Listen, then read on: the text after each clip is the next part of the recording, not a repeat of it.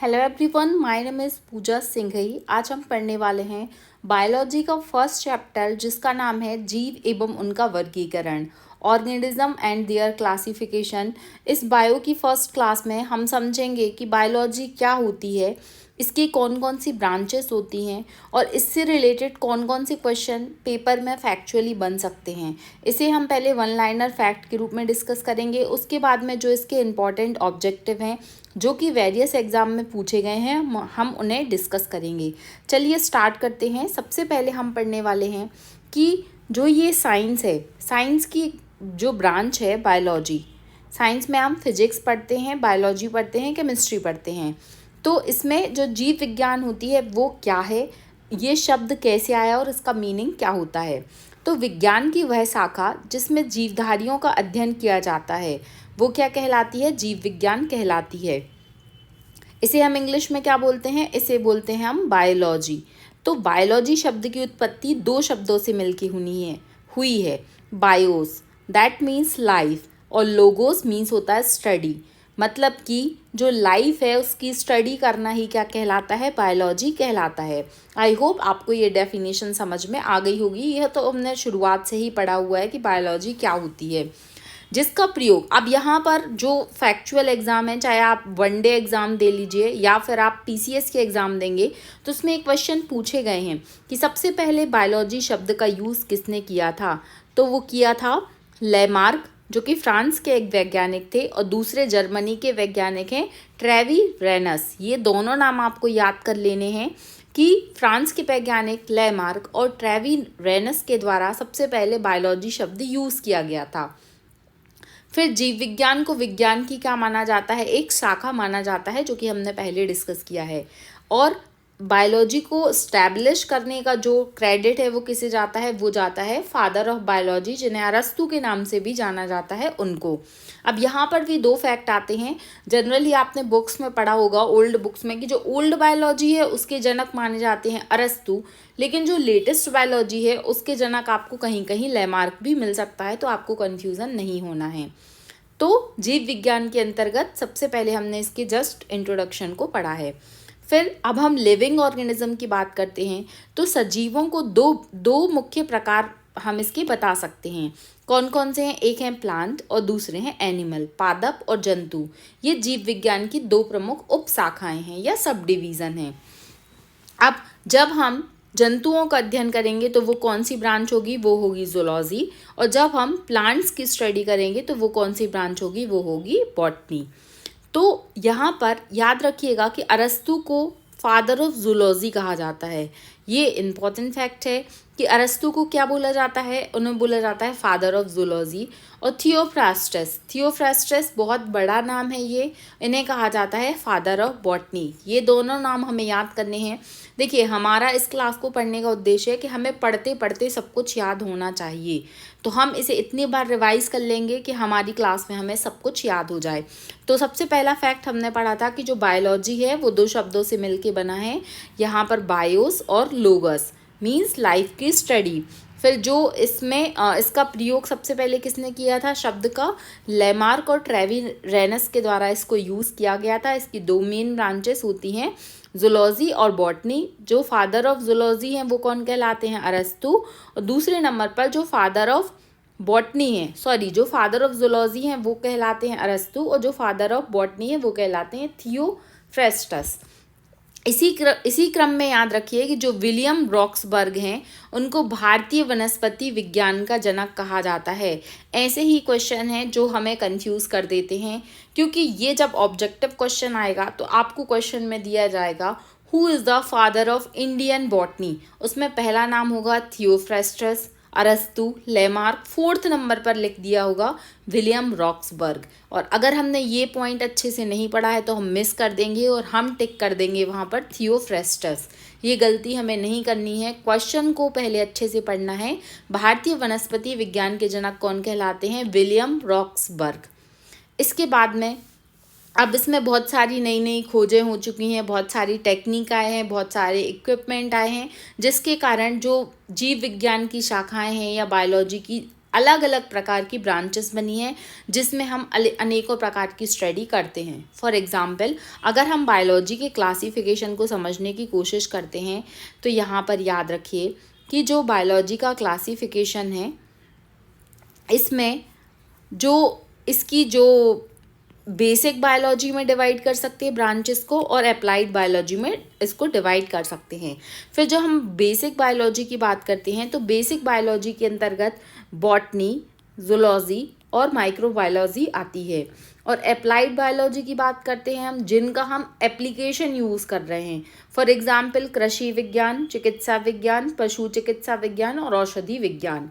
For इसको हम applied biology क्यों बोल रहे हैं? क्योंकि ये हम अप्लाइड कर रहे हैं कि किस तरीके से हम मेडिसिनल पर्पस में साइंस का यूज़ कर सकते हैं, किस तरीके से हम एग्रीकल्चर में साइंस का यूज़ कर सकते हैं, तो हमने उसे अप्लाइड बायोलॉजी के अंतर्गत रखा है।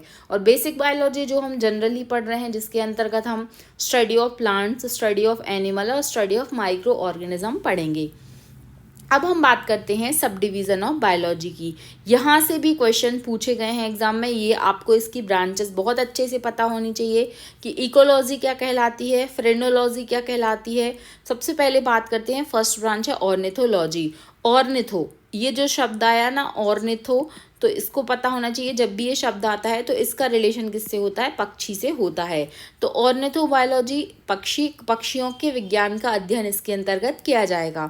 सेकंड नाम है इकोबायोलॉजी इकोलॉजी। इकोलॉजी के अंतर्गत क्या करेंगे हम कि पर्यावरण या सजीवों पर उनके चारों ओर के वातावरण का क्या प्रभाव पड़ रहा है उसका अध्ययन हम किस ब्रांच के अंतर्गत करेंगे? इकोलॉजी के अंतर्गत करेंगे।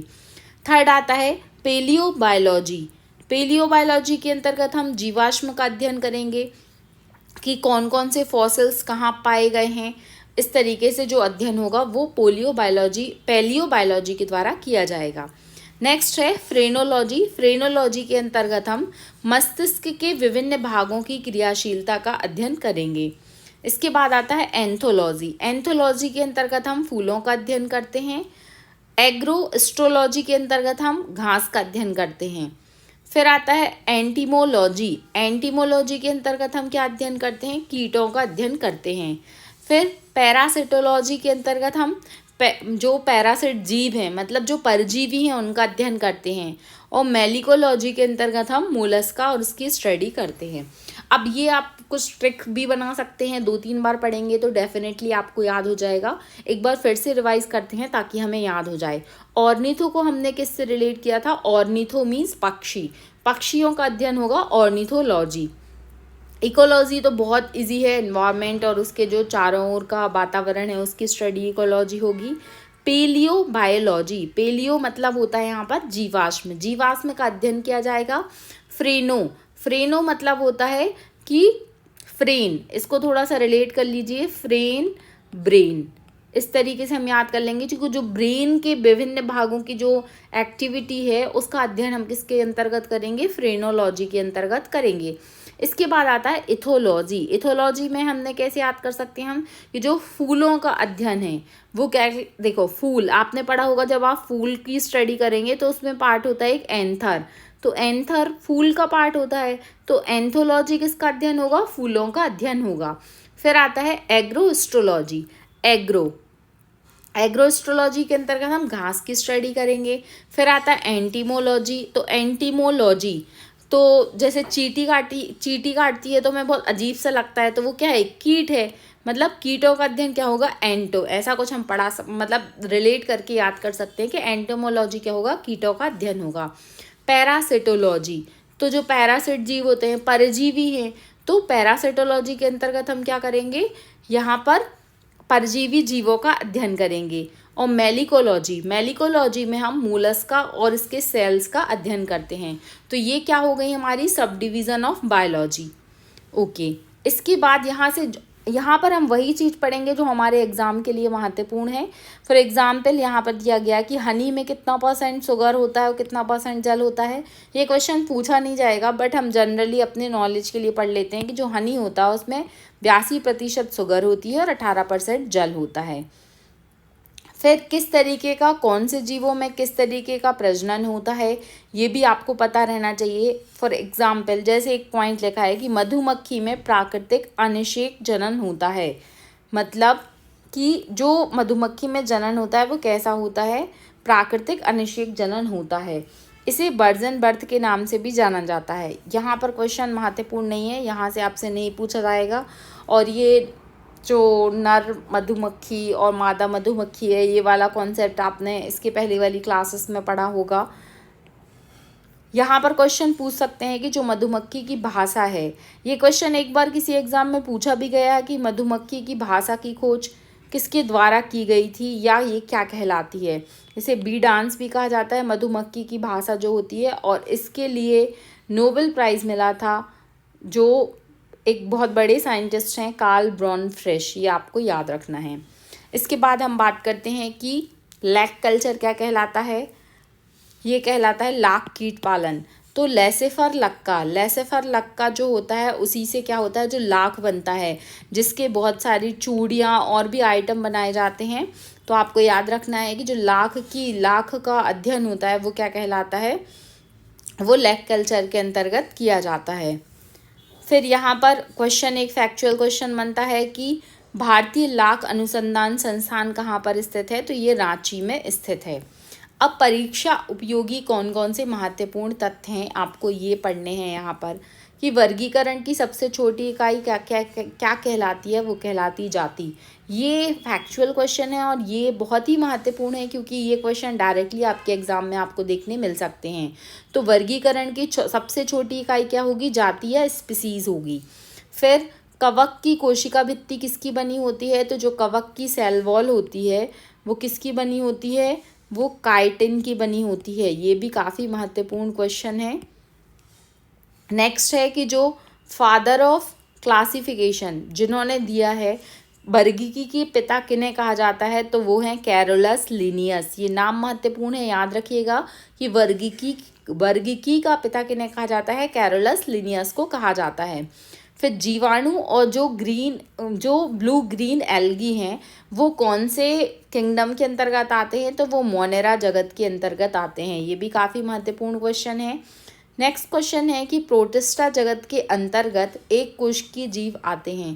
प्रोटिस्टा के अंतर्गत कैसे जीव आते हैं, तो यूनिसेलुलर जीव आते हैं। अब ये एक कोश की जीव होते क्या हैं, आपके मन में ये क्वेश्चन आना चाहिए कि जो यूनिसेलुलर ऑर्गेनिज्म है, मतलब एक ही सेल से बने हैं, उनके शरीर के सारे काम एक ही सेल के द्वारा किए जा रहे हैं। फॉर एग्जाम्पल अगर हम अपनी ह्यूमन की बात करते हैं, तो जो ह्यूमन होता है वो कैसा प्राणी है, तो ह्यूमन क्या है, मल्टी सेलुलर है। हमारी बॉडी में बहुत सारे टाइप के क्या हैं, सेल हैं, क्योंकि हमारी बॉडी में जो फंक्शन हो रहे हैं उसके लिए अलग अलग सेल्स काम कर रहे हैं। अलग अलग सेल से मिलकर टिश्यू बना है, फिर ऑर्गेनिज्म बना है, फिर पूरा सिस्टम बना है।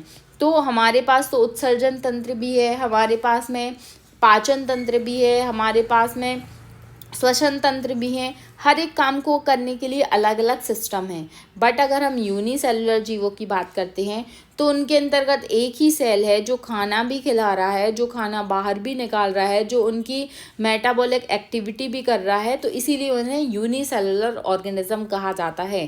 तो यहाँ पर पूछा गया है कि जो प्रोटिस्टा जगत है, प्रोटिस्टा जगत के अंतर्गत कैसे जीव आते हैं, तो यूनिसेलुलर जीव आते हैं। आई होप ये कॉन्सेप्ट आपको समझ में आ गया होगा। इसके बाद जो नेक्स्ट फैक्ट है वो है एनीमिलिया जगत के अंतर्गत बहुकोशिकीय तथा यूकेरियोटिक जीव आते हैं। एनीमिलिया जगत के अंतर्गत कैसे जीव आएंगे, तो इनके अंतर्गत मल्टी सेलुलर और यूकेरियोटिक जीव आएंगे। नेक्स्ट फैक्ट है कि लिनियस ने जीवों के नामकरण की द्विनाम पद्धति मतलब क्या है, जो ये द्विनाम पद्धति का जो कॉन्सेप्ट है ये किसने दिया था, कैरोलस लिनियस के द्वारा दिया गया था। जैसे हम जो अगर ह्यूमन की बात करते हैं तो जो हमारा साइंटिफिक नाम है उसको क्या बोला जाता है, होमोसेपियंस।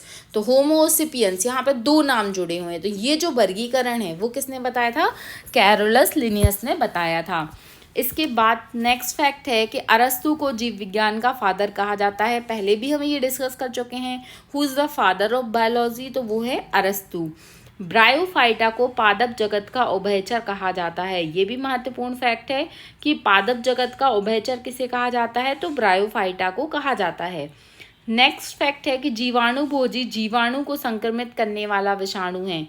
एमपीपीएससी में ये क्वेश्चन 2 से 3 बार पूछा गया है, बहुत ही महत्वपूर्ण है कि जीवाणु भोजी क्या करता है। यहाँ पर ऑप्शन देता है कि जीवाणु को संक्रमित करने वाला विषाणु है। सेकंड ऑप्शन आपको देगा कि विषाणु को संक्रमित करने वाला जीवाणु है। तो कभी कभी इसमें कंफ्यूजन हो जाता है, बट याद रखिए जो बैक्टीरियोफेज होते हैं वो क्या करते हैं, बैक्टीरिया को संक्रमित करने वाले वायरसेस होते हैं। नेक्स्ट फैक्ट है अल्फा अल्फा क्या है, तो अल्फा अल्फा एक प्रकार की घास है। नेक्स्ट है कि जो आंवला होता है उसका साइंटिफिक नेम क्या होता है, तो एम्बिलिका ऑफिसिनोलिस जो होता है वो आंवले का साइंटिफिक नेम होता है। इसलिए आपको महत्वपूर्ण साइंटिफिक नेम भी पता होने चाहिए।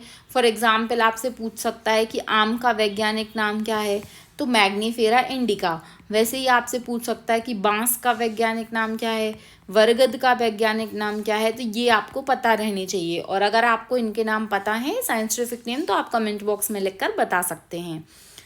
तो आई होप इतने फैक्ट आपको याद हो गए होंगे। अभी हम इसको एक बार फिर से रिवाइज करेंगे ताकि डेफिनेटली ये हमारी मेमोरी में सेव हो जाएं। इसके बाद हम बात करते हैं, कुछ फैक्ट और दिए गए हैं यहाँ पर जो पूछे जाते हैं एग्जाम में, इसलिए हम इनको पढ़ रहे हैं।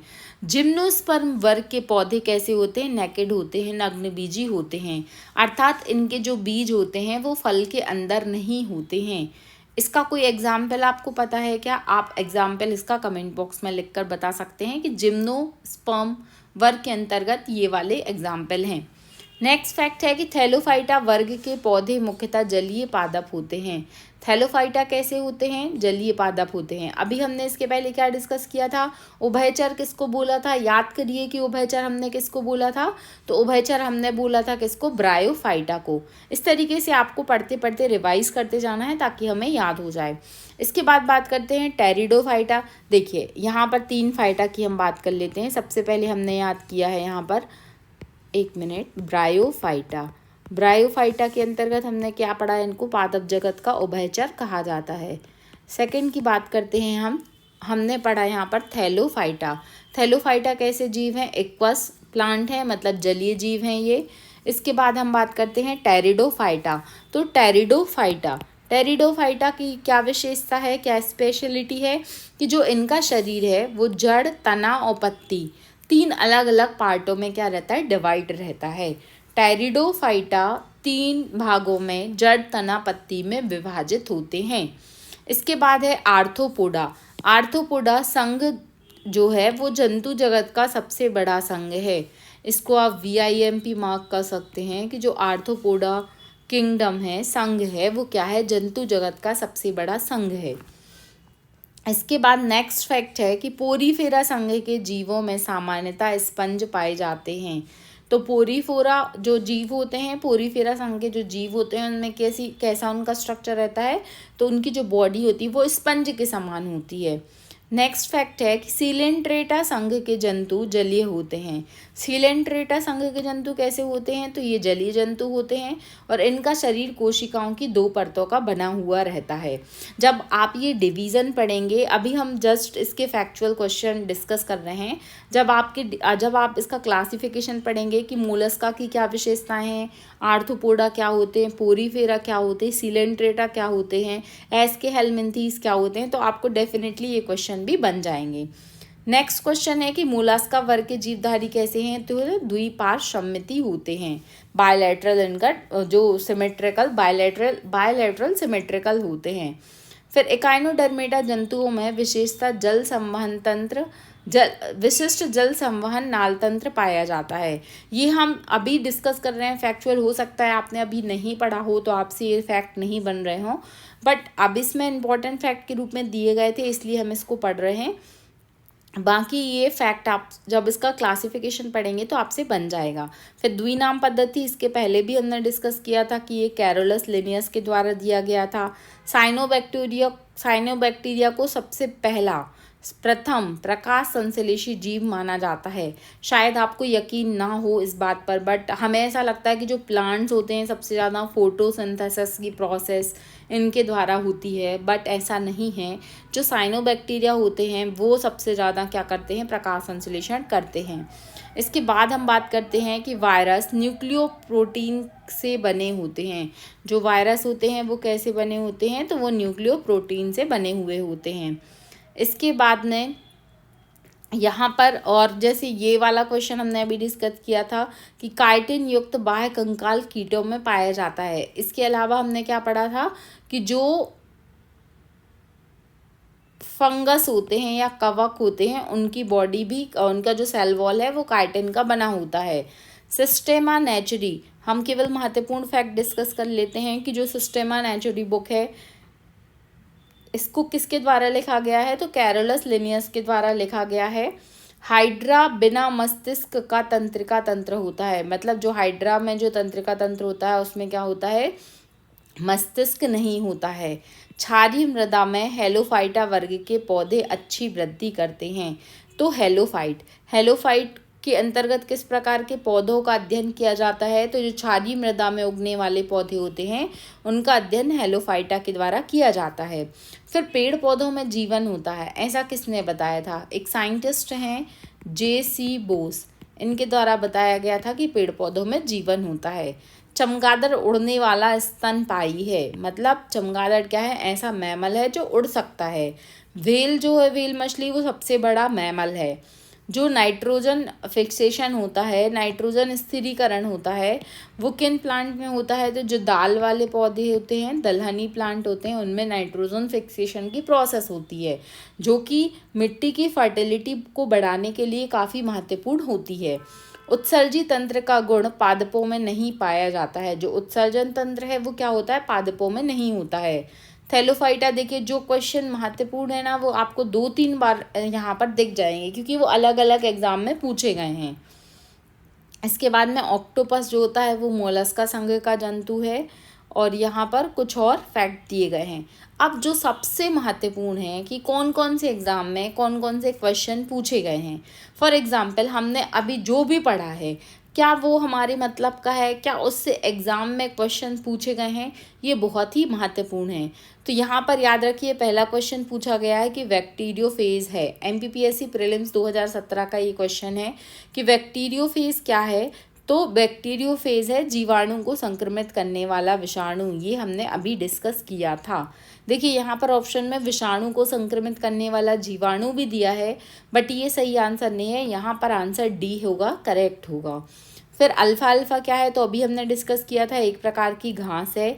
किसने आविष्कार किया था कि पेड़ पौधों में जीवन होता है, तो ये J.C. बोस के द्वारा बताया गया था। हेलोफाइटा अच्छी वृद्धि करते हैं, कौन से प्रकार के हेलोफाइटा के अंतर्गत किसकी स्टडी किया जाता है, तो क्षारीय मृदा, यहाँ पर राइट आंसर होगा। उड़ने वाला स्तनपायी कौन सा है, चारों ऑप्शन पढ़िए, जगुआर, शुतुरमुर्ग, चमगादड़, पेलिकन, यहाँ पर आंसर होगा चमगादड़। फिर नेक्स्ट क्वेश्चन है कि सबसे बड़ा स्तनपायी कौन है या मैमल कौन है, तो डेफिनेटली इसका आंसर होगा व्हेल मछली।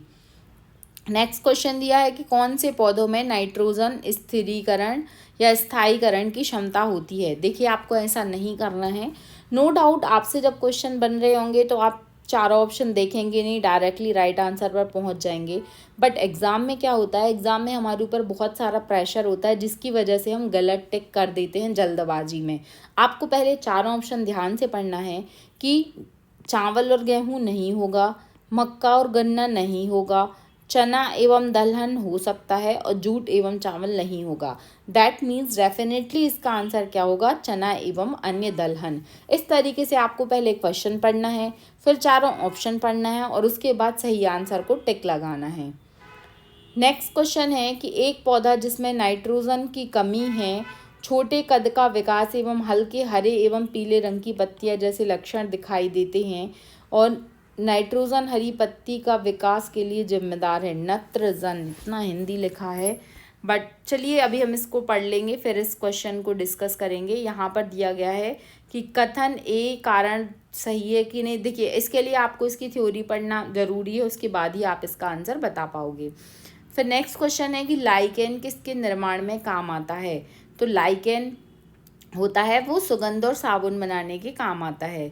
फिर पुष्पीय पौधों का अध्ययन क्या कहलाता है, जो पुष्पीय पौधे होते हैं उनका अध्ययन कहलाता है क्रिप्टोग्राम। क्या सही है? एक बार चेक कर लेते हैं कि 10वें क्वेश्चन का आंसर क्या है। तो 10वें क्वेश्चन का आंसर है बी। देखिए इस तरीके से मैंने गलती की, वैसे ही एग्जाम में जल्दबाजी में गलती हो जाती है। जो पुष्पीय पौधे होते हैं इनका अध्ययन कहलाता है फेनेरोग्राम्स, ये आपको याद रखना है। फिर अधोलिखित में कौन सा गुण पादपों में नहीं पाया जाता है? तो डेफिनेटली प्लांट्स में वृद्धि तो होती है, श्वसन भी होता है और प्रजनन भी होता है, लेकिन इसमें उत्सर्जन नहीं होता है, उत्सर्जी तंत्र का अभाव होता है। नेक्स्ट क्वेश्चन की बात करते हैं कि एककोशीय यूकेरियोटिक और प्रकाश संश्लेषी को किस जगत में रखा जाता है? तो ये हमने डिस्कस किया था। यहाँ पर एक कोशिकीय है, यूकेरियोटिक है और प्रकाश संश्लेषी को किस में रखा जाएगा? 12 नंबर के क्वेश्चन का आंसर क्या होगा? डी। इसको प्रोटिस्टा के अंतर्गत रखा जाता है। फिर 5 जगत वर्गीकरण के बारे में किसने बताया था? तो RH विटकर के द्वारा 5 जगत वर्गीकरण दिया गया था। और निम्नलिखित में से कौन सा पदार्थ है जो RNA तथा DNA दोनों में पाया जाता है? तो यहाँ पर राइट आंसर होगा यूरेसिल। 1 मिनट, इस क्वेश्चन को हम थोड़ा एक बार और डिस्कस कर लेते हैं। DNA और RNA की बात कर रहे हैं हम यहाँ पर। इसमें तो होता है AGCT और यहाँ पर थाइमीन की जगह पे यूरेसिल आ जाएगा, तो शायद यहाँ राइट आंसर होना चाहिए यूरेसिल। 14 का आंसर है सी।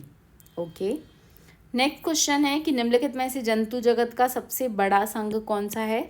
तो जंतु जगत का जो सबसे बड़ा संघ होगा, यहाँ पर 4 ऑप्शन दिए गए हैं, एनिलिडा, पोरीफेरा, सिलेंट्रेटा और आर्थ्रोपोडा। डेफिनेटली इसका राइट आंसर होगा आर्थ्रोपोडा सबसे बड़ा जंतु जगत का संघ होगा। नेक्स्ट क्वेश्चन की बात करते हैं हम कि पिनकृमि और गोलकृमि में से किस संघ के अंतर्गत आते हैं? तो ये क्या है? कृमि मतलब कीड़े हैं ये।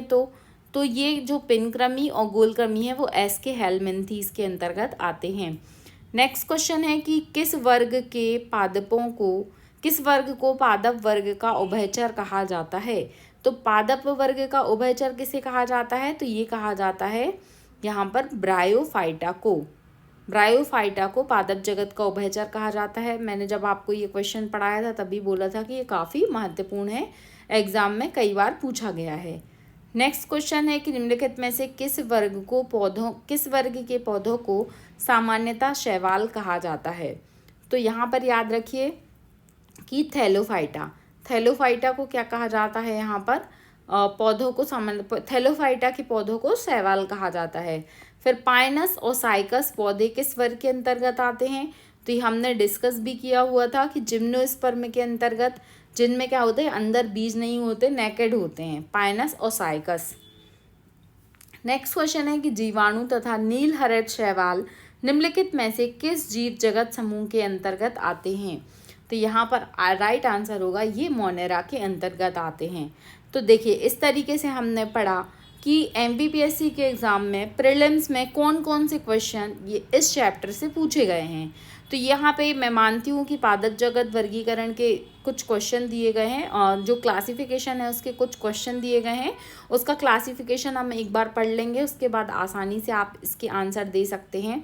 अब यहाँ पर दिया गया है कि मेंस में कौन कौन से क्वेश्चन पूछे गए हैं इस चैप्टर से। जैसे एक लाइकेन पूछा गया है, अनिषेक जनन पूछा गया है और समुद्री घोड़ा पूछा गया है। और इसके अलावा कौन कौन से क्वेश्चन बन सकते हैं? तो आर्थ्रोपोडा, मोलस्का, थैलोफाइटा, विषाणु, केंचुए, घोंगा, ऑक्टोपस, सिलेंट्रेटा, प्रोटोजोआ, वायरोइड। तो देखिए ये एक जब हम पढ़ते हैं तो ये हमारी कोशिश होनी चाहिए कि हम जब भी इस प्रकार से साइंस को पढ़ रहे हैं, क्योंकि साइंस कोई रटने वाला सब्जेक्ट नहीं है, समझने वाला सब्जेक्ट है, तो यहाँ पर हम जब उसको पढ़ रहे हैं तो हमें इस तरीके से पढ़ना है कि हम ना केवल प्रीलिम्स के लिए एज वेल एज मेंस के लिए भी उस क्वेश्चन का आंसर लिख सकें। फॉर एग्जाम्पल, अगर आपको आता है वायरस, अगर हम वायरस के बारे में पढ़ रहे हैं तो हमें पता होना चाहिए कि वायरस क्या है, इसकी क्या क्या विशेषताएं होती हैं, इसके कौन कौन से रोग होते हैं, उनसे कैसा बचा जा सकता है, इसके लिए वैक्सीनेशन प्रोग्राम क्या है। तो हमें इसको इस तरीके से पढ़ना है कि चाहे कुछ भी हो जाए, वायरस से कैसा भी क्वेश्चन पूछा जाए, फैक्चुअल हो या डिटेल हो, हमें उसके बारे में सब कुछ पता होना चाहिए। इस तरीके का अप्रोच लेके अगर हम पढ़ेंगे तो डेफिनेटली हमसे यहाँ पर आंसर बनेंगे। देखिए यही क्वेश्चन है जो मुझे याद आ रहा था कि एक बार एमपीपीएससी मेंस में 2018 में ये क्वेश्चन पूछा गया था कि मधुमक्खियों की विभिन्न प्रजातियों के नाम लिखिए और उनकी वैज्ञानिक विधि के द्वारा जो मधु प्राप्त करने या शहद प्राप्त करने की विधि होती है उसका वर्णन करना था। क्योंकि जो मधुमक्खी होती है वो क्या करती है, इसमें एक मधुमक्खी जो फीमेल होती है उसे रानी मधुमक्खी कहा जाता है, जो सारे लोगों को ऑर्डर देती है और वो कुछ इस तरीके से उसका बिहेवियर होता है कि वो अपने सिग्नल्स के द्वारा बताती है कि किस तरीके से उसके पीछे नर आएंगे, नर मधुमक्खी आएंगे और वो किस तरीके से शहद को बनाएंगे। तो ये आपको लिखना था पूरा आंसर अपने साइंटिफिक लैंग्वेज में, ये तो मैंने आपको जनरली बता दिया। फिर पूछा गया है यहाँ पर कि कॉर्डेटा नॉन कॉर्डेटा में डिफरेंस क्या होता है, मोनेरा प्रोटिस्टा जगत में अंतर क्या होता है। तो जब हम इसका क्लासिफिकेशन पढ़ेंगे तो डेफिनेटली हमसे इन क्वेश्चन के आंसर भी बन जाएंगे। अब फर्स्ट चैप्टर तो हमने पढ़ा था किसके बारे में, जनरल इंट्रोडक्शन ऑफ बायोलॉजी की बायोलॉजी क्या है, बायोलॉजी की ब्रांचेस क्या होती हैं, इससे कौन कौन से फैक्चुअल क्वेश्चन बनते हैं। अब हम जो एक्चुअल साइंस की बायोलॉजी की स्टार्टिंग होती है, the most important chapter cell, कोशिका, बहुत ही महत्वपूर्ण है। ध्यान से इसको पढ़ना है, ध्यान से इसको समझना है। डेफिनेटली आपको ये चैप्टर याद हो जाएगा और इसका कॉन्सेप्ट हमेशा के लिए आपको समझ में आ जाएगा। सेल के बारे में हम एक लाइन बचपन से पढ़ते आए हैं कि cell is the fundamental unit of life, या इसको हम एक चीज़ और बोलते हैं कि सेल क्या है, हमारे शरीर की फंक्शनल एंड स्ट्रक्चरल यूनिट है। तो ये होता क्या है, फॉर एग्जाम्पल जब हम एक घर बनाते हैं तो क्या घर डायरेक्टली आप ऐसा सामान लेके आते, कंक्रीट लेके आते हो घर बन जाता है? नहीं, डेफिनेटली नहीं। जब हम घर बनाते हैं तो घर में छोटी छोटी ईंटों के द्वारा क्या बनता है, घर बनता है। इस तरीके से उसमें और भी सामान लगता है, तब घर की इमारत क्या होती है, खड़ी होती है। तो वैसे ही जो शरीर के लिए सबसे इम्पॉर्टेंट चीज़ होती है वो क्या होती है, सेल। तो स्टडी ऑफ सेल क्या कहलाता है, साइटोलॉजी या कोशिका विज्ञान कहलाता है। जीव विज्ञान की वह शाखा जिसके अंतर्गत हम सेल की मतलब कोशिका की संरचना और क्रियाकलापों का अध्ययन करते हैं, वो किस तरीके से काम करती है, क्या उसके फंक्शन होते हैं, ये सारी स्टडी हम साइटोलॉजी के अंतर्गत करते हैं। अब हम पढ़ने वाले हैं सेल। सेल क्या होती है, सेल के काम क्या होते हैं, सेल की थ्योरी क्या होती है, किस प्रकार की सेल होती है, किस प्रकार के जीवों में किस किस प्रकार की सेल पाई जाती हैं, यूनिसेलुलर ऑर्गेनिज्म क्या होते हैं, मल्टी सेलुलर ऑर्गेनिज्म क्या होते हैं, यूकेरियोटिक क्या होते हैं, प्रोकैरियोटिक क्या होते हैं, ये सारा हम कुछ सेल के अंतर्गत दैट मीन साइटोलॉजी के अंतर्गत पढ़ेंगे। स्टार्ट करते हैं। सबसे पहले हम सेल के बारे में कुछ इसके फैक्चुअल पॉइंट जान लेते हैं कि कोशिका प्रत्येक जीवधारी की संरचनात्मक और क्रियात्मक यूनिट होती है, जो हमने पहले डिस्कस किया है कि cell is the fundamental unit of life, cell is the structural and functional unit of life. वही लाइन यहाँ पे लिखी हुई है। सेकंड बात करते हैं हम कि प्रत्येक जीवधारी, चाहे वो पौधे हों या जंतु हों, उनका शरीर जो है वो किससे मिलकर बना होता है, सेल से मिलकर बना होता है। इसके बाद यहाँ पर क्वेश्चन पूछा जाता है एग्जाम में कि सेल की खोज कब और किसके द्वारा की गई। कुछ डेट हमें याद करनी पड़ती हैं। फॉर एग्जाम्पल 1665 में, याद रखिएगा 1665 में एक वैज्ञानिक हैं रॉबर्ट हुक के द्वारा सेल की खोज की गई थी और ये स्वनिर्मित सूक्ष्मदर्शी के द्वारा कॉर्क का अध्ययन करने पर कुछ खोखले कक्षकों को देखा गया और उन्हें सेल कहा गया। देखिए, जब आप साइंस पढ़ेंगे तो आप देखेंगे कि कभी कभी क्या होता है, कुछ चीज़ें बहुत ही अचानक से हो जाती हैं। मतलब ऐसा नहीं है कि वो बिना मेहनत के हो जाती हैं, बट जो सेल की खोज हुई थी ना, वो कुछ एक तरीके से बोलना चाहिए कि बहुत ही एक एक्सपेरिमेंट चल रहा था, इसी चीज़ के लिए चल रहा था, बट वो अचानक से कुछ ऐसा हुआ और उन्होंने रॉबर्ट हुक जो उस टाइम पे थे, उन्होंने देखा कि कुछ अलग प्रकार की ग्रोथ देखने मिल रही है और फिर सेल की स्टडी हुई थी। कभी इसके बारे में आपको एक अलग से क्लास में बताएंगे कि किस तरीके से सेल की खोज हुई थी। तो यहाँ पर उन्होंने जो माइक्रोस्कोप था, माइक्रोस्कोप का जो कॉर्क का अध्ययन करने पर वो जो उनका कॉर्क था उसका ढक्कन खुला रह गया था। फिर उन्होंने देखा कि किस तरीके से उसमें माइक्रो ऑर्गेनिज्म की ग्रोथ हुई है और फिर इस तरीके से उन्होंने जो खोखले कक्षक होते हैं, जो चैम्बर्स होते हैं, उसमें उसको देखा और फिर उन्होंने उसको सेल नाम दिया था। फिर रॉबर्ट हुक ने जो कोशिका संबंधी खोजों का वर्णन किया है वो कौन सी बुक में किया है? माइक्रोग्राफिया। इम्पॉर्टेंट बुक है ये माइक्रोग्राफिया। मेंस में 3 मार्कर में भी आपसे पूछा जा सकता है कि माइक्रोग्राफिया के बारे में बताइए।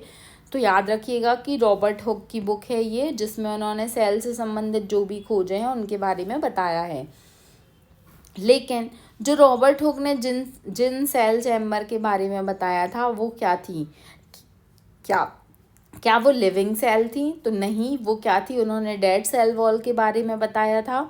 इसके बाद में जो ल्यूवेनहॉक हैं, जिन्हें फादर ऑफ माइक्रोस्कोपी भी कहा जाता है, ल्यूवेनहॉक के द्वारा जो जीवित और फ्री सेल्स होती हैं उनके बारे में बताया गया था।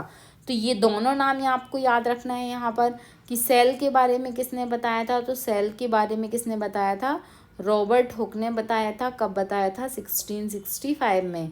बट अगर हम बात करते हैं कि लिविंग सेल के बारे में, लिविंग या फ्री सेल के बारे में किसने बताया था, तो आपको याद रखना है ल्यूवेनहॉक। ल्यूवेनहॉक कौन है? जिन्होंने माइक्रोस्कोप की खोज की थी।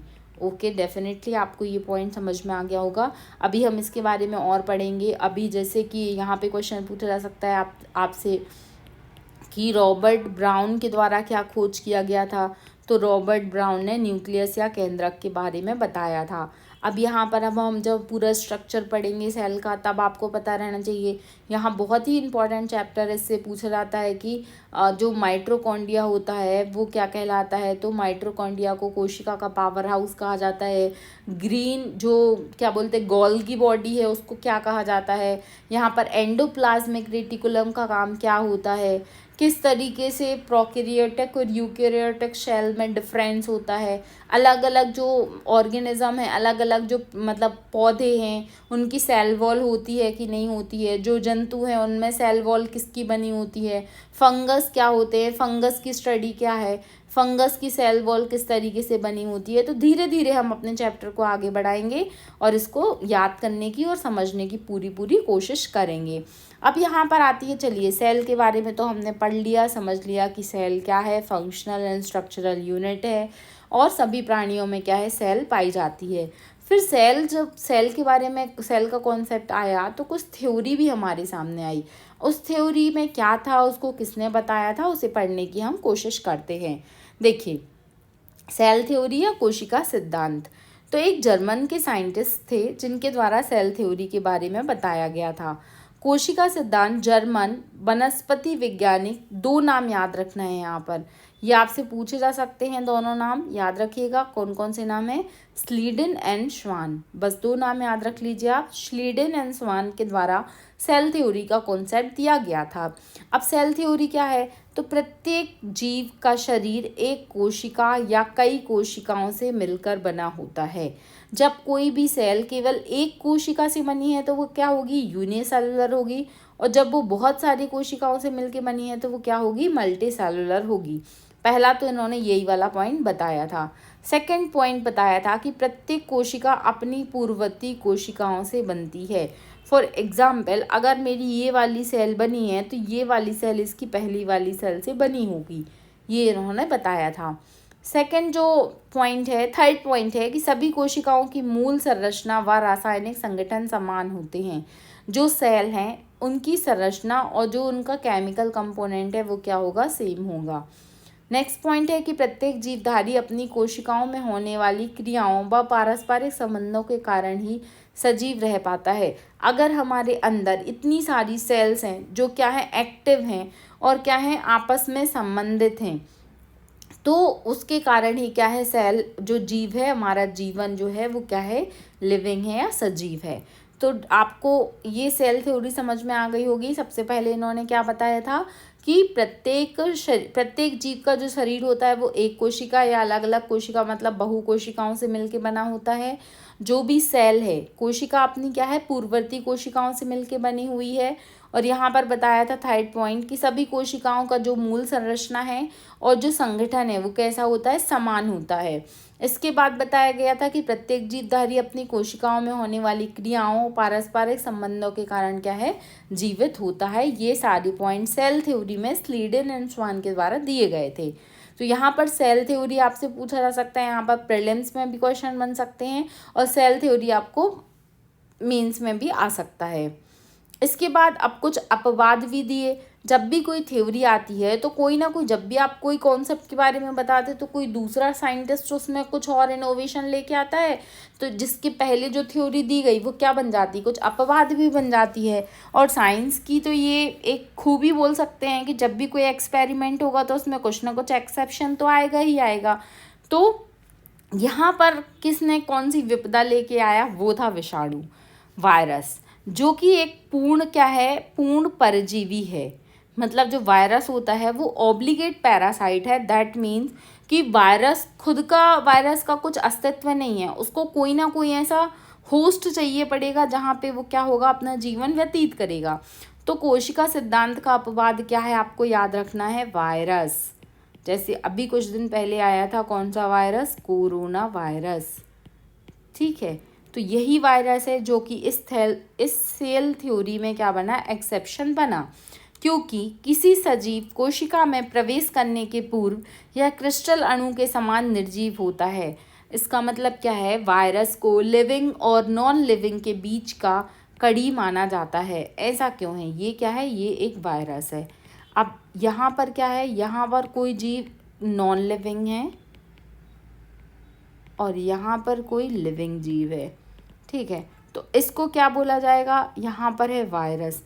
तो वायरस को लिविंग और नॉन लिविंग के बीच की कड़ी क्यों बोला गया है, क्योंकि जब तक ये, मतलब वायरस का जो खुद का अस्तित्व है वो एक क्रिस्टल में कैसा है, निर्जीव है, इसके अंदर कोई सेंसेशन नहीं है। लेकिन जब ये वायरस किसी सजीव प्राणी के अंतर्गत जाएगा या किसी भी लिविंग सेल के अंतर्गत जाएगा तो इसमें क्या होगा, इसके अंदर ग्रोथ भी होगी, इसके अंदर प्रजनन भी होगा, और ये क्या करेगा, जितने भी लिविंग ऑर्गेनिज्म के कैरेक्टरिस्टिक हैं उसको शो करेगा।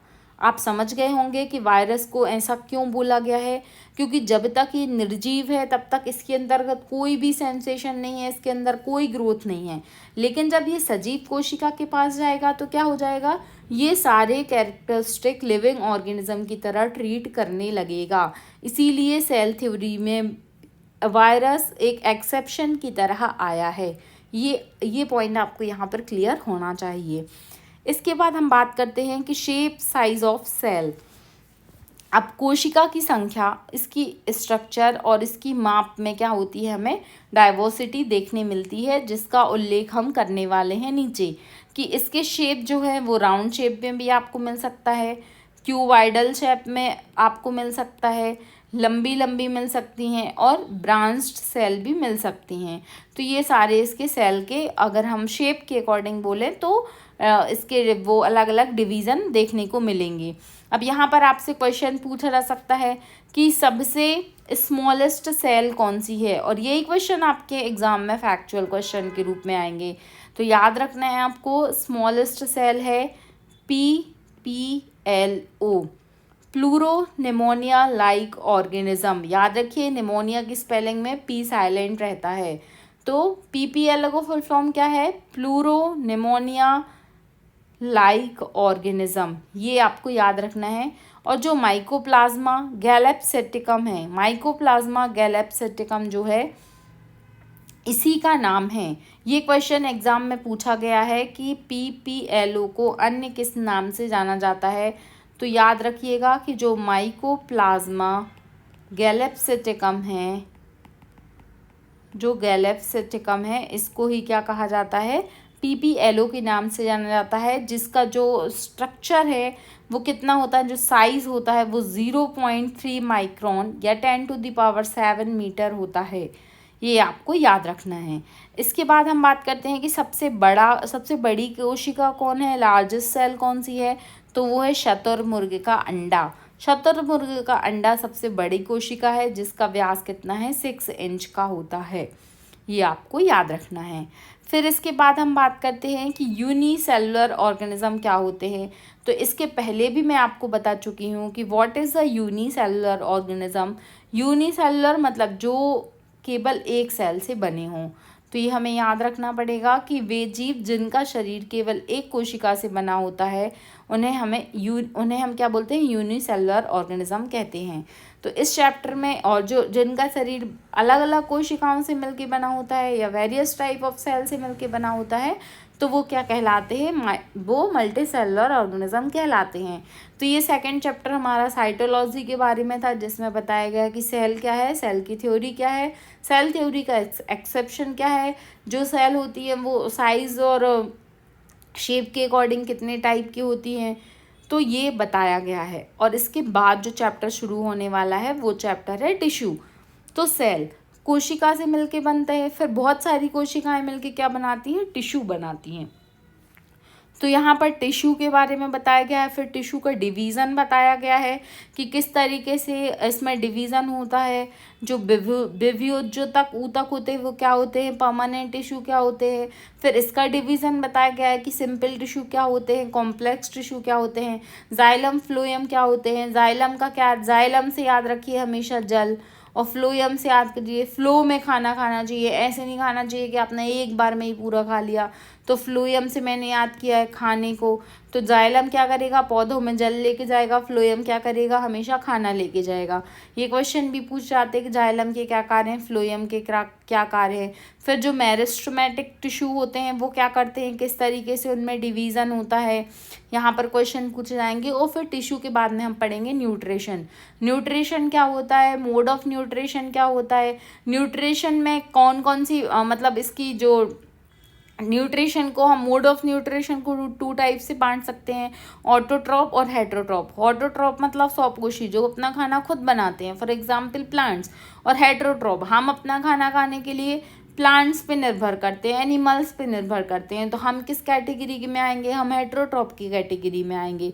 इसके बाद आपको पढ़ना पड़ेगा यहाँ पर कि सहजीवी पादप क्या होते हैं, मतलब जो जैसे आपको लाइकेन पूछा गया था ना अभी 3 मार्कर में, तो जो लाइकेन है वो सहजीवी पादप का एग्जाम्पल है, क्योंकि उसको कवक और शैवाल के बीच की कड़ी माना जाता है।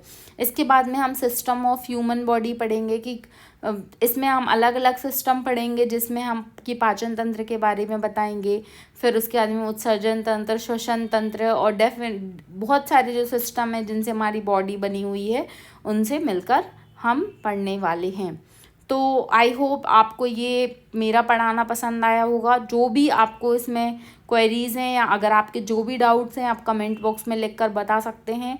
हमें बहुत सारा नहीं पढ़ना है एक साथ, हमें जो भी पढ़ना है वो इस तरीके से पढ़ना है कि हमें एक ही क्लास में जो हम पढ़ रहे हैं वो कॉन्सेप्ट हमें पसंद आए और हमें समझ आए। और सबसे पहले आप जो भी एग्ज़ाम की तैयारी कर रहे हैं उसको सबसे पहले आप देखिए कि उसका सिलेबस में क्या दिया गया है, उसके जो प्रीवियस ईयर क्वेश्चन पेपर हैं आप वो देखिए कि कैसे कैसे क्वेश्चन उसमें पूछे गए हैं, और फिर आप पढ़िए और ख़ुद से उसको एनालाइज करिए कि आपको कैसे क्वेश्चन उसमें आगे बनने की पॉसिबिलिटीज़ है। Thank you so much. पढ़ते रहिए, खुश रहिए। जय हिंद, जय भारत। आज हम बात करने वाले हैं एक और महत्वपूर्ण चैप्टर बायोलॉजी का, जिसका नाम है न्यूट्रिशन। न्यूट्रिशन जो पोषण है वो बहुत ही महत्वपूर्ण होता है, चाहे पौधे हों या जंतु हों, सभी के लिए न्यूट्रिशन की महत्वपूर्ण भूमिका होती है। तो हम बात करते हैं कि सभी जीवों में आवश्यक पोषक पदार्थों का जो अंतर्ग्रहण होता है, जो कि उनकी वृद्धि, विकास और रखरखाव सभी जीवों को सुचारू रूप से चलाने के लिए आवश्यक होता है। इसे ही क्या कहते हैं, पोषण कहते हैं। तो पोषक पदार्थों का अंतर्ग्रहण मतलब जो पोषण वो ले रहे हैं उससे क्या होगी, उससे उनकी ग्रोथ होगी, डेवलपमेंट होगा, और उसके बाद में क्या होगा, वो अपनी जो बायोलॉजिकल एक्टिविटी है उसको अच्छे से चला सकेंगे। इसके लिए किसकी आवश्यकता होती है, पोषण की आवश्यकता होती है। फिर पोषण, अब पोषण तो ठीक है, बट पोषण होता कैसे है, इसमें मोड ऑफ न्यूट्रिशन क्या है, पोषण की विधियाँ क्या क्या है, उसको हमें समझना पड़ेगा। तो अगर हम देखते हैं कि खाद्य प्राप्ति के आधार पे, तो on the basis of food लेने की प्रोसेस जो है उसके आधार पे इसको 2 टाइप्स में हम डिवाइड कर सकते हैं। एक तो होता है ऑटोट्रॉप्स और दूसरा होता है हेटरोट्रॉप्स। ऑटोट्रॉप्स समझ में आ रहा है, इसको नाम से ही समझ में आ रहा है। ऑटो मतलब स्वा, मतलब जो खुद से करते हैं, जिन्हें किसी अदर की डिपेंडेंसी की ज़रूरत नहीं है, वो है ऑटोट्रॉप्स। ऑटोट्रॉप्स के अंतर्गत क्या आएंगे, तो इसका सबसे बेस्ट एग्जाम्पल होता है प्लांट। प्लांट को हम क्यों ऑटोट्रॉप की कैटेगरी में लेके आएंगे, क्योंकि केवल पादप ही अपने परिवेश में उपस्थित जल और CO2 एवं खनिजों से अपना भोजन प्राप्त करते हैं। अगर आप इसका बहुत ही अच्छा एग्जाम्पल जानना चाहते हैं तो सबसे अच्छा एग्जाम्पल होगा कौन सा इसका, जो होगा क्या होगा, वो होगा इसका फोटोसिंथेसिस का example. Six CO2 plus 12H2O presence, photosynthesis की जो प्रोसेस होगी प्रेजेंस ऑफ सनलाइट, तो यहाँ पर क्या बनेगा C6H12O6 ग्लूकोज, और यहाँ पर क्या होगा, यहाँ पर O2। तो ये फोटोसिंथेसिस की प्रोसेस है जिसके द्वारा क्या होता है, हमें प्लांट्स अपना भोजन बना पाते हैं। तो ये हमें याद रखना है। तो ऑटोट्रॉफ्स की कैटेगरी में क्या आ जाएगा, फोटोसिंथेसिस की प्रोसेस के द्वारा जो हरे पौधे अपना भोजन स्वयं बनाते हैं वो ऑटोट्रॉफ्स की कैटेगरी में आएंगे। अब ये कौन कौन से तरीके से स्वापोषी दो प्रकार के होते हैं, तो एक तो होते हैं प्रकाश संश्लेषी और दूसरे होते हैं रसायन संश्लेषी। अब प्रकाश संश्लेषी जो फोटोसिंथेसिस वाले होंगे वो क्या करेंगे, प्रकाश संश्लेषण की क्रिया में CO2 के अतिरिक्त जल तथा कुछ अकार्बनिक पदार्थों की इनको आवश्यकता होती है। और दूसरे रसायन संश्लेषी क्या होंगे, यदि स्वपोषी पौधे अपना भोजन जो है वो रासायनिक ऊर्जा की उपयोग करके तैयार कर रहे हैं तो वो क्या कहलाएंगे, रसायन संश्लेषी कहलाएंगे। अब एक प्रकार के पादप ऐसे भी होते हैं जो क्या करते हैं, कीड़ों को खाते हैं और अपना भोजन कीड़ों से ही प्राप्त करते हैं, वो क्या कहलाते हैं, कीटभक्षी पादप, जिसका एग्जाम्पल हम पढ़ते हैं घटपर्णी के रूप में। इसे पिचर प्लांट भी कहा जाता है, वीनस फ्लाई ट्रैप या सनड्यू। ये क्या करते हैं, ये पादप कीटों का भक्षण करते हैं। इनकी जो पत्तियां होती हैं उसमें कुछ इस तरीके से ये घोड़ेनुमा आकृति में बनी होती है, जिसमें ये क्या करते हैं, कोई भी कीट इन पर बैठता है और वो क्या कहता है, इसको झपट लेता है या इसमें फंस जाता है और उपस्थित पाचक रस द्वारा इनका पाचन होता है। और ये कैसे वातावरण में उगते हैं, इनके लिए कैसा माध्यम चाहिए, तो इन्हें अम्लीय मृदा में ये उगते हैं जहाँ पर क्या होती है, नाइट्रोजन की कमी होती है। और नाइट्रोजन की कमी को पूरा करने के लिए क्या करते हैं, कीटों को अपना आहार बनाते हैं और इन्हें क्या कहा जाता है, कीटभक्षी पादप कहा जाता है। फिर ये तो बताया गया कि ये दार्जिलिंग, कश्मीर, नैनीताल में पाए जाते हैं। आपको एग्जाम्पल इनके याद रखना पड़ेगा क्योंकि आपसे एग्जाम में पूछा जा सकता है कि इनमें से कौन सा जो प्लांट है जो कि कीटभक्षी पादप का उदाहरण है। आपको 4 एग्जाम्पल देगा, इसमें वीनस फ्लाई ट्रैप, सनड्यू और घटपर्णी आपको कंपलसरी तरीके से याद होने चाहिए क्योंकि एग्जाम में यही पूछे जा सकते हैं नाम। फिर अगर हम बात करते हैं हेटेरोटॉप की, तो हेटेरोटॉप प्लांट क्या होंगे, जो मानव हैं, मतलब जो हम लोग हैं और जो प्राणी हैं वो अपना भोजन कैसे बनाते हैं, खुद तो हम नहीं बनाते। अगर हम गेहूँ पीस के आटा खा रहे हैं या चावल खा रहे हैं तो वो क्या किस तरीके से बना है, उसको प्लांट्स के द्वारा हमने प्राप्त किया है। तो मतलब हम अपने भोजन के लिए दूसरों पर निर्भर हैं, किस पर निर्भर हैं, प्लांट्स पर निर्भर हैं। तो उन्हें क्या कहा जाता है, विषमपोषी कहा जाता है। या जो लोग नॉन वेज खाते हैं, तो अगर कोई मछली खा रहा है, अंडा खा रहा है, तो वो खुद तो नहीं बना रहा है, वो क्या कर रहा है, प्राणी को खा रहा है। दैट मीन्स कि हम किस कैटेगरी में आएंगे, तो हम हेटेरोट्रॉप की कैटेगरी में आएंगे। इसके बाद में इस तरह के पोषण में दूसरे जीवों द्वारा संश्लेषित खाद्य का उपयोग हम भोजन के रूप में करते हैं। अब इसमें भी कैटेगरी डिवाइड है। एक तो होते हैं परजीवी, मतलब ऐसे जीव जो अन्य जीव जिसे मेज़बान जीव भी कहा जाता है पर अपना पोषण निर्भर करते हैं, मतलब जैसे अमरबेल है, या हम इसकी बात करते क्रिसमस ट्री है, मतलब हम तुम्हें सहारा दे देंगे, तुम हमें खाना दे देना, ऐसा वाला कहानी होती है इनके साथ में परजीवी। तो यहाँ पे आपको याद रखना है इसके एग्जाम्पल में अमरबेल। जो मृत जीवी होते हैं वो क्या होते हैं, ऐसे जीव जो मृत या विघटित जैविक पदार्थों से पोषण प्राप्त कर लेते हैं, जैसे कवक है, राइजोपस या एलोवेरा है, ये इसके एग्जाम्पल हो जाएंगे मृत जीवी की कैटेगरी में। एक परजीवी दूसरे परजीवी के आश्रित होने को क्या कहा जाता है, हाइपर पैरामेटिज्म कहा जाता है, हाइपर पैरासाइटिज्म कहा जाता है, सॉरी ये याद रखिए। हाइपर पैरासाइटिज्म क्या होता है कि मतलब एक परजीवी एक परजीवी पर दूसरे परजीवी के आश्रित होने की जो क्रिया है उसे क्या कहा जाता है, उपपरिजीता या हाइपर पैरासाइटिज्म कहा जाता है। फिर सहजीवी मतलब साथ में जीवन गुजारने वाले प्लांट। सहजीवी मतलब दो भिन्न भिन्न प्रजातियों के पादप आपस में नज़दीकी संबंध को जो सहजीविता प्रदर्शित करेंगे, तो ऐसे पादप क्या कहलाएंगे? सहजीवी पादप कहलाएंगे। इसका एग्जाम्पल में क्या आएगा? लाइकेन। ये आपको याद रखना है कि लाइकेन किसका एग्जाम्पल है? सहजीवी पादप का एग्जाम्पल है, जो कवक और शैवाल को आवास, जल एवं पोषक तत्व प्रदान करता है, तथा शैवाल क्या करता है? प्रकाश संश्लेषण द्वारा खाद्य कवक को प्रदान करता है। तो ये आपको याद रखना है कि जो क्या होगा, कवक शैवाल को क्या देगा? कवक अपनी तरफ से क्या मदद कर रहा है? ये इसको घर दे रहा है, जल दे रहा है और खाना दे रहा है, और इस बदले में क्या मिलेगा इसको? तो शैवाल इसको फोटोसिंथेसिस के द्वारा क्या देगा? खाना देगा। तो इस तरीके से क्या हो जाएगा, ये एक दूसरे की मदद करेंगे और अपना जीवन यापन कर लेंगे। तो हमने क्या पढ़ा? हेटेरोट्रॉफ की कैटेगरी में परजीवी, मृतोपजीवी और सहजीवी, और वहाँ पे हमने पढ़ा था ऑटोट्रॉफ की कैटेगरी में प्रकाश संश्लेषी पौधे, रसायन संश्लेषी और कीटभक्षी पादप। आई होप आपको ये मोड ऑफ न्यूट्रिशन समझ में आ गया होगा।